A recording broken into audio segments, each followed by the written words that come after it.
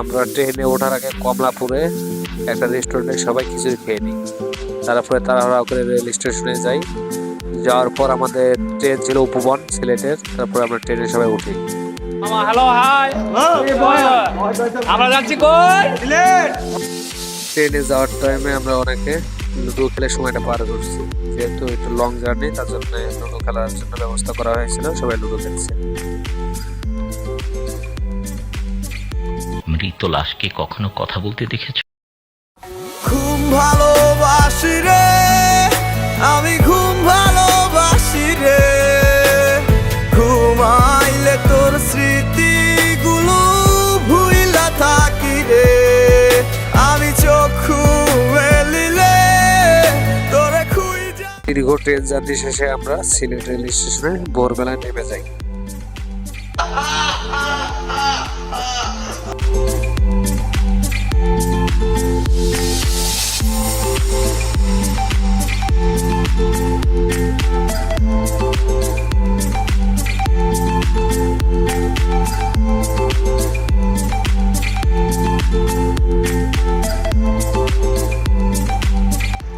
আলহামদুলিল্লাহ আমরা ভালোভাবে রেল স্টেশনে নামছি। এখন আমরা হোটেলে যাব।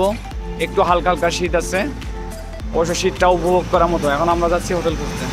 ভাই আমরা এখন কোথায় যাচ্ছি? আমরা সিলেটও আছি, বাস স্ট্যান্ডও বুঝছনি, সিলেট বাস স্ট্যান্ডও আছি। অবশেষে অনেক খোঁজাখুঁজি পর আমরা একটা হোটেল নেই এবং হোটেলে সবাই উঠে ফ্রেশ হয়ে নেই। ডাবল বেডের রুম ছিল এবং রুমটা অনেক পরিষ্কার এবং অনেক গোছানো ছিল। আমরা এখন আছি, যাচ্ছি কোথায়? সাদা পাথর। আমরা রিজার্ভ করেছি একটা মাইক্রো। আমাদের সঙ্গে স্যার আছে। স্যার স্যার স্যার কি অবস্থা, কেমন আছেন? পাওয়ার ব্যাংক দেখা যায়। স্যার আমার এখানে পাওয়ার ব্যাংক দেখা যায় না।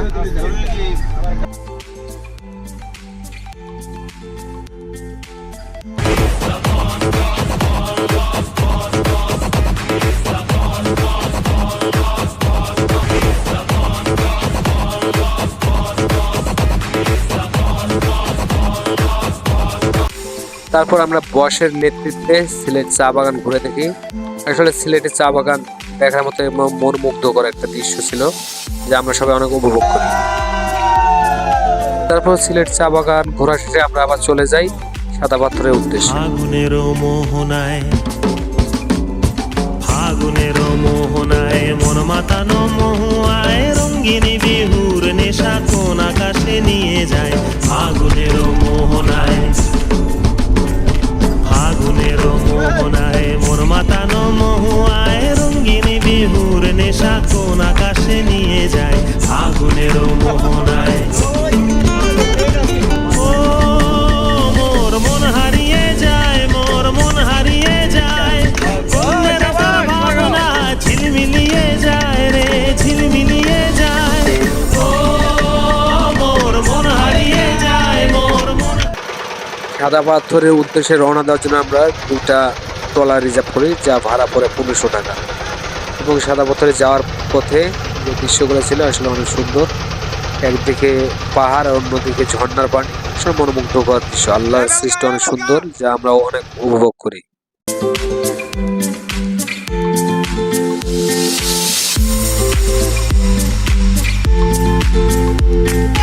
সাদা পাথর, ঠান্ডা পানি।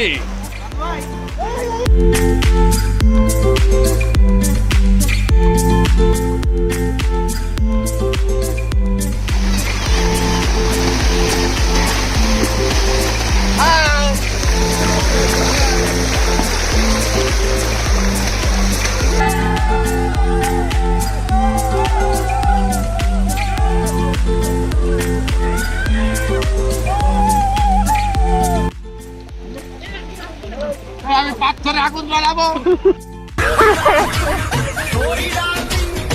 তুমি কি করবা? আমরা সাদা পাথর ঘোরা শেষে আমরা ওইখানে পিসে লাঞ্চ করে নেই। খাবারটা অনেক ভালো ছিল এবং অনেক সাশ্রয়ী রেটে, যা প্যাকেজ আকারে ছিল। তারপর আমরা ঘোরা শেষে আমরা চলে যাই রাতারকুলে।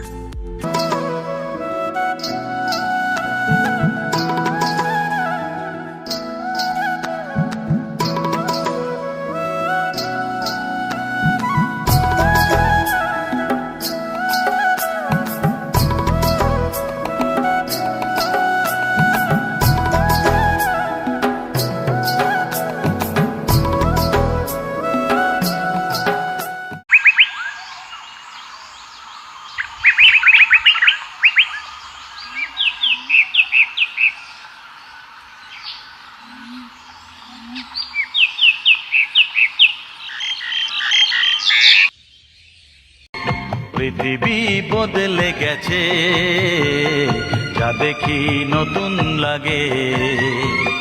তুমি আমি একই আছি, দুজনে যাচ্ছিলাম আগে। পৃথিবী বদলে গেছে।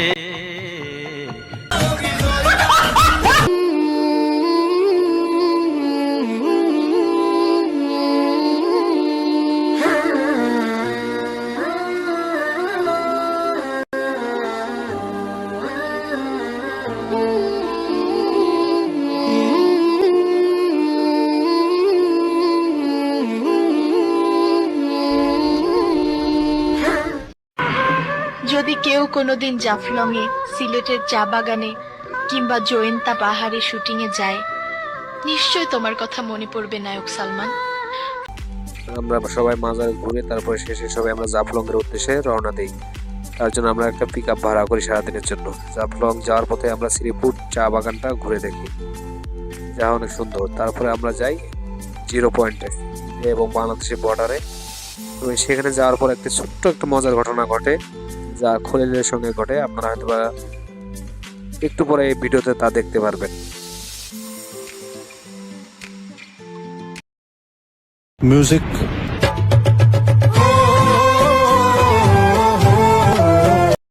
তারপর আমরা জাফলং এ পৌঁছে সবাই দুপুরে খাবারটা খেয়ে নেই এবং দুপুরে খাওয়া শেষ করে তারপর আমরা নিচে আপনার রওনা দিই এবং জাফলং এর যে সৌন্দর্য এবং স্পটগুলো আছে সেগুলো ঘুরে দেখি।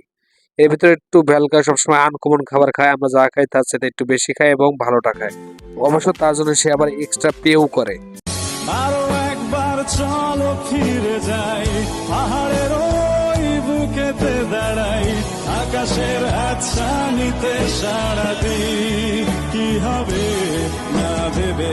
আরো একবার হাত ছুঁয়ে দেখ, আজও আমাদের ইচ্ছেগুলো এক।